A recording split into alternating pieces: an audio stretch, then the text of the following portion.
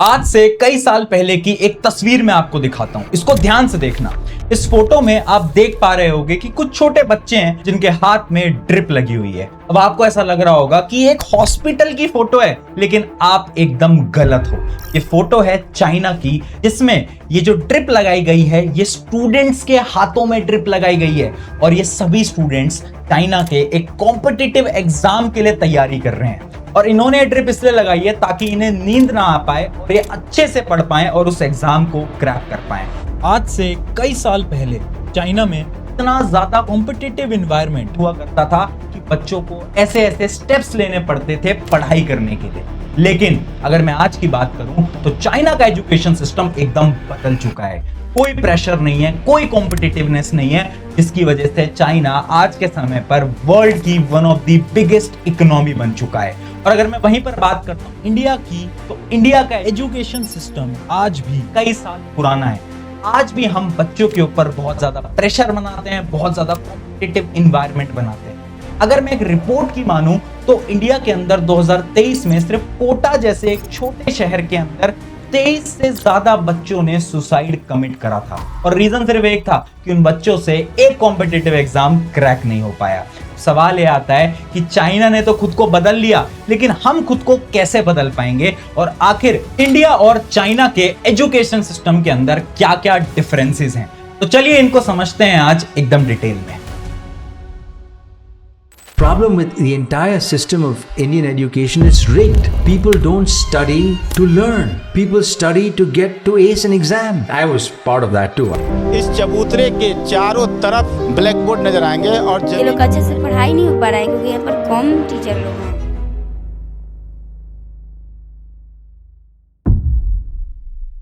Hi everyone, मेरा नाम है प्रशांत। 1980 के अंदर चाइना की जीडीपी पर कैपिटा इंडिया से ज्यादा कम थी। अगर मैं आपको आसान भाषा के अंदर समझाऊं तो चाइना इंडिया से ज्यादा गरीब देश माना जाता था। Even Indian education system China से बेटर था 1980s के अंदर। लेकिन सिर्फ 45 इयर्स के अंदर अंदर, यानी अगर मैं 2025 की कुछ आपको रिपोर्ट बताऊं तो वही चाइना एजुकेशन सिस्टम में बाकी सारी कंट्रीज को पीछे छोड़ चुका है। इवन एजुकेशन सिस्टम में नहीं, वो अपनी इकोनॉमी को इतना ज्यादा बढ़ा चुका है कि आज के समय पे चाइना एक सुपर पावर बन गया है। अब लोगों को ये लगता है कि सुपर पावर बनने के पीछे का रीजन है बहुत सारी इंडस्ट्रीज, लेकिन यहां पर आप सभी गलत हो। इसके पीछे का एक सिंपल सा रीजन है, जो कि है एक बेटर एजुकेशन सिस्टम, जो कि इंडिया में आज के समय पर भी लागू नहीं हो पाया है। तो सवाल ये आ रहा है कि आखिर इंडिया और चाइना के एजुकेशन सिस्टम में इतना फर्क क्या है? तो उन्हीं फर्क को आज मैं आपको 5 पार्ट्स के अंदर समझाऊंगा। सबसे पहले स्टार्ट करते हैं part number 1, ceiling versus floor. अगर आप अपने कमरे को देखोगे तो कमरे के 2 पार्ट होंगे,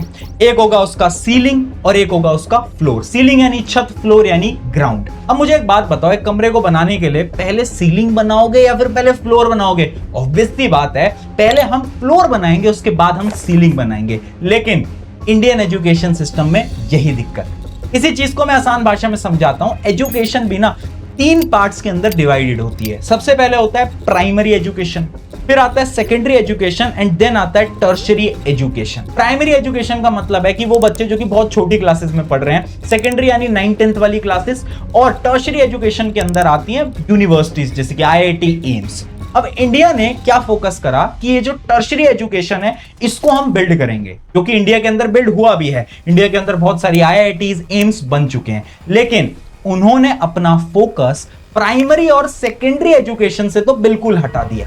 अब खुद सोचो, अगर फ्लोर ही अच्छा नहीं होगा तो क्या जो रूफ है वो अच्छा बन पाएगा? तो इसका आंसर है नहीं। और यहां पर चाइना ने एक बहुत अच्छा स्टेप लिया। चाइना ने सबसे पहले बेस पे काम करा, यानी फ्लोर पे काम करा, उसके बाद रूफ पे काम करा। अब इसी चीज को ना एक आसान स्टोरी से मैं आपको समझाता हूं। एक बार 2 दोस्त हुआ करते थे। एक दोस्त था श्याम और एक था मयंक। अब ये जो श्याम था ना, ये एक ऐसी फैमिली से आता था जिनकी फाइनेंशियल कंडीशन उतनी अच्छी नहीं थी, जिसकी वजह से इसके पेरेंट्स ने इसको गवर्नमेंट स्कूल के अंदर पढ़ाया और ये पूरी क्लासेस इसने गवर्नमेंट स्कूल से ही पढ़ाई करी। लेकिन ये जो मयंक थे, इसके पापा मम्मी बड़े अमीर थे, तो इसने क्या करा, प्राइवेट स्कूल के अंदर गया, बहुत अच्छी एजुकेशन इसने ली। अब मेरा एक सवाल है आप सभी से, ये बताओ इन दोनों में से कौन सा ऐसा स्टूडेंट होगा जिसकी IIT क्रैक करने की चांसेस सबसे ज्यादा है? तो आप बोलोगे ऑब्वियस सी बात है मयंक, क्योंकि इसने अच्छी एजुकेशन ली है। जबकि वो जो श्याम था वो गवर्नमेंट स्कूल में पढ़ता था, और गवर्नमेंट स्कूल की क्या हालत है वो तो मुझे आप लोगों को बताने की जरूरत भी नहीं होगी। अब यही डिफरेंस आता है इंडियन एजुकेशन सिस्टम के। हमने फोकस करा सिर्फ और सिर्फ टर्शरी एजुकेशन को बड़ा बनाने के लिए, लेकिन हम ये जो गवर्नमेंट स्कूल्स होते हैं जिसके अंदर फर्स्ट से लेकर 12th की पढ़ाई होती है, इन पे फोकस करना तो हम भूल ही गए, जिसकी वजह से हमारा बेस स्ट्रॉन्ग ही नहीं हो पाया। हाँ, हमने पिलर तो स्ट्रॉन्ग कर लिया, बट बेस कौन स्ट्रॉन्ग करेगा। और यहां पर चाइना ने ना बहुत अच्छी अच्छी पॉलिसीज लागू करी, जैसे कि 1986 के अंदर उन्होंने एक लॉ लाया जिसके अंदर उन्होंने ये बोला कि 9 साल तक हर एक बच्चे को पढ़ना पड़ेगा। वो कंपलसरी उन्होंने बनाया और उन्होंने वो एजुकेशन फ्री कर दी, कोई पैसा आपको देने की इसके अंदर जरूरत नहीं है। और जबकि इंडिया में आज भी सिर्फ और सिर्फ टॉपर्स पे फोकस किया जा रहा है, स्किल्स को कोई देख नहीं रहा है। और एजुकेशन फ्री तो छोड़ो, अगर एक गवर्नमेंट स्कूल में टीचर मिल जाता है वो ही बहुत बड़ी बात होती है। ये था पार्ट 1। अब बढ़ते हैं पार्ट नंबर 2 की तरफ, करिकुलम एंड क्लासरूम। देखो, अगर किसी भी एजुकेशन सिस्टम को आपको नापना है ना, तो उसके करिकुलम यानी जो पढ़ाया जा रहा है उसको नापो, उससे आपको एकदम रियलिटी पता चल जाएगी। अब चाइना के अंदर जो करिकुलम है ना वो एकदम फिक्स्ड है, यानी हर स्कूल के अंदर सेम पढ़ाई हो रही है। लेकिन इंडिया एकदम अपोजिट है। अगर एक स्टूडेंट क्लास 8th 9th या 10th के अंदर है तो उसके पास बहुत सारे ऑप्शंस हैं। फॉर एग्जांपल सीबीएसई बोर्ड जिसमें नॉर्मल लेवल की पढ़ाई होती है, आईसीएसई बोर्ड जिसमें हार्ड लेवल की पढ़ाई होती है, और वहां पर स्टेट बोर्ड्स आते हैं जिसके अंदर लो लेवल की पढ़ाई हो रही होती है। सवाल ये आता है, सेम बच्चा, उम्र भी उसकी सेम, लेकिन एक बच्चा हार्ड लेवल की पढ़ाई कर रहा है, एक मिड लेवल की पढ़ाई कर रहा है, और एकदम बहुत बेकार लेवल की पढ़ाई कर रहा है। और चाइना ने इस पे फोकस करा और उन्होंने एक ऐसा करिकुलम बनाया जो कि सबके लिए सेम है, जिसकी वजह से हर एक बच्चा सेम लेवल की पढ़ाई कर पाए, जो कि बहुत इंपॉर्टेंट था। उसके साथ साथ चाइना ने अपने करिकुलम के अंदर बहुत सारे स्किल बेस्ड सब्जेक्ट्स को ऐड करा, जो कि इंडिया के अंदर आज भी 2026 में अप्लाई नहीं हो पाए। सेकेंडली, बात करते हैं हम क्लासरूम की। अब देखो, क्लासरूम के अंदर 2 चीजें होती हैं, सबसे पहले टीचर्स और दूसरा टेक्नोलॉजी। अगर मैं बात करूं टीचर्स की तो शायद मुझे ये चीज आपको बतानी भी नहीं पड़ेगी, क्योंकि आज के समय पर बहुत सारी रिपोर्ट्स पब्लिश हो चुकी हैं कि इंडिया के अंदर गवर्नमेंट स्कूल्स के अंदर टीचर की बहुत ज्यादा कमी है। और अगर टीचर की कमी नहीं है ना, तो वो टीचर शायद उस लेवल के नहीं है जिनसे कि बच्चे पढ़ना चाहते हैं। ये बहुत बड़ी सच्चाई है आज हमारे देश की। अब यहाँ पर मैं आपको कुछ फैक्ट्स बताता हूँ एक वीडियो के थ्रू। इस वीडियो को बड़े ध्यान से देखना। ये एक टीचर है जो कि गवर्नमेंट स्कूल के अंदर इंग्लिश पढ़ाते हैं। 11 जी अब 11 लिखिए आप।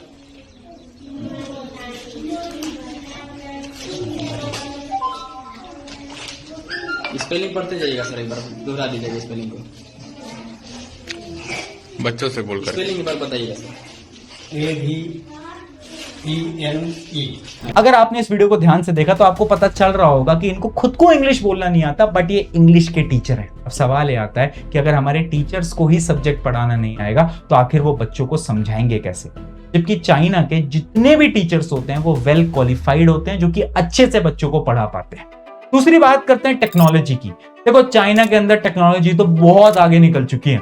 स्कूल्स के अंदर भी वो डिजिटल बोर्ड्स के थ्रू पढ़ाए जाते हैं, लेकिन आज भी इंडिया के अंदर अगर आप किसी भी गवर्नमेंट स्कूल के अंदर चले जाओगे तो उसके अंदर आपको 80 से 90% स्कूल में डिजिटल बोर्ड दिखेगा भी नहीं। हम 2026 के अंदर जी रहे हैं जहां पर लैपटॉप वगैरह सब कुछ कंपलसरी हो चुका है, लेकिन आज भी गवर्नमेंट स्कूल जाने वाले बच्चे को लैपटॉप चलाना तक नहीं आता। अब आते हैं पार्ट 3 की तरफ, लोग क्या कहेंगे। अभी तक हमने बात करी इंडियन एजुकेशन सिस्टम बहुत बेकार है, गवर्नमेंट के फेलियर्स है वगैरह वगैरह, लेकिन एक सबसे बड़े फेलियर के बारे में तो हम बात करने ही भूल गए, जो कि है हमारे खुद के पेरेंट्स। क्योंकि इंडियन पेरेंट्स चाहते हैं कि उनके बच्चे सक्सेसफुल हों, वो उनका नाम रोशन करें। इसकी वजह से एक बच्चा इतनी ज्यादा टेंशन में चला जाता है कि वो कुछ ऐसे कदम उठा लेता है जो कि उसको बिल्कुल नहीं उठाने चाहिए। अब इसी के ऊपर ना एक बहुत डिफरेंट स्टडी कंडक्ट करी गई थी, जो कि मैं आज आप सभी को बताना चाहता हूँ। एक बार क्या करा था, 16 देशों के पेरेंट्स को बुलाया गया, अलग अलग 16 देश, और उनसे ना कुछ 3 सवाल पूछे गए। और सवाल ये उनसे पूछे गए कि आपको क्या लगता है कि आपके बच्चे के लिए सबसे इंपॉर्टेंट क्या है, और उनको 3 ऑप्शन दिए, आपके बच्चे की खुशी, आपके बच्चे की हेल्थ, या फिर आपका बच्चा कितना सक्सेसफुल होता है। और शॉकिंगली इंडियन पेरेंट्स में से 51% इंडियन पेरेंट्स ने यह बोला कि हमारा बच्चा कितना सक्सेसफुल होता है वो सबसे इंपॉर्टेंट है। और जबकि चाइना या फिर बाकी सभी देशों के पेरेंट्स ने पता क्या बोला, हमारे बच्चे की खुशी इंपॉर्टेंट है या फिर उसकी हेल्थ इंपॉर्टेंट है। और यही आज के समय की डार्क रियलिटी। सबके पेरेंट्स ये चाहते हैं कि उनका बच्चा सक्सेसफुल हो, ताकि वो सब लोगों को फोन करके ये बता पाए कि देखो हमारे बच्चे ने तो इतना कुछ अचीव कर लिया।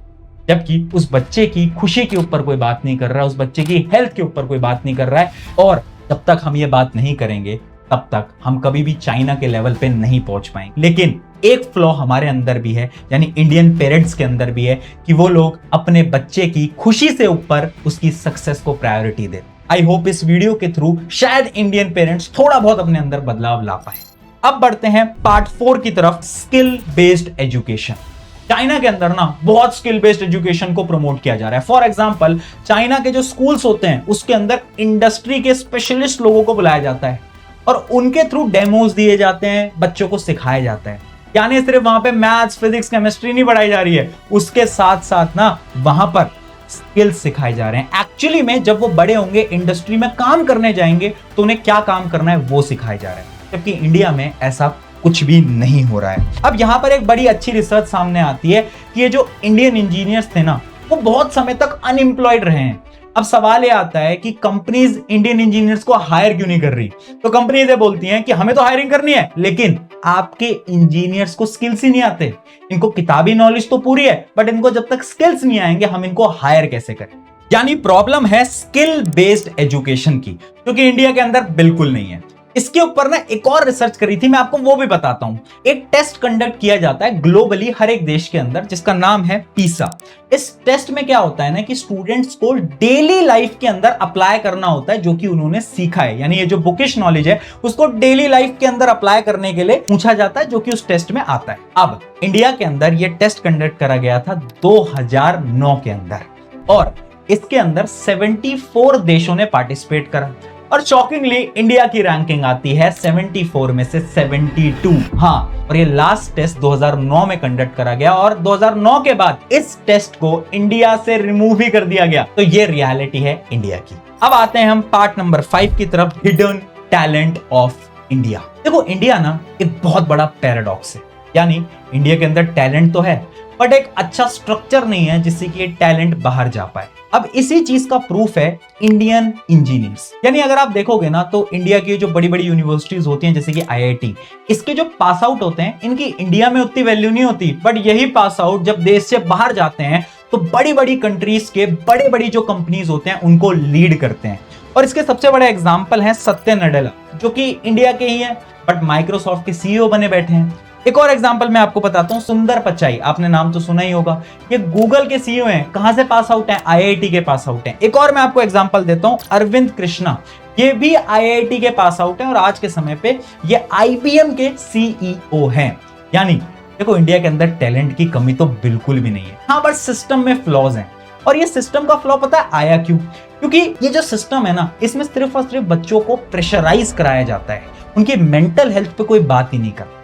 अगर मैं तुम्हें आज से कई साल पहले लेके चलूं ना, तो ये इंडिया यानी भारत ही सबसे पहला देश था जिसने इस पूरे वर्ल्ड के अंदर एजुकेशन सिस्टम को लाया था। और वो एजुकेशन सिस्टम था द इंडियन गुरुकुल सिस्टम। ये वो सिस्टम था ना जिसमें पढ़ाई कराई जाती थी, स्पोर्ट्स होता था, मेंटल हेल्थ के लिए योगा होता था, सब कुछ होता था। लेकिन आज पता नहीं क्यों इस सिस्टम को पूरी तरीके से तोड़ दिया गया है। स्कूल्स के अंदर पढ़ाई तो कराते हैं, बट उनके फिजिकल वेलबींग, मेंटल वेलबींग पे पता नहीं क्यों फोकस नहीं करा जाता।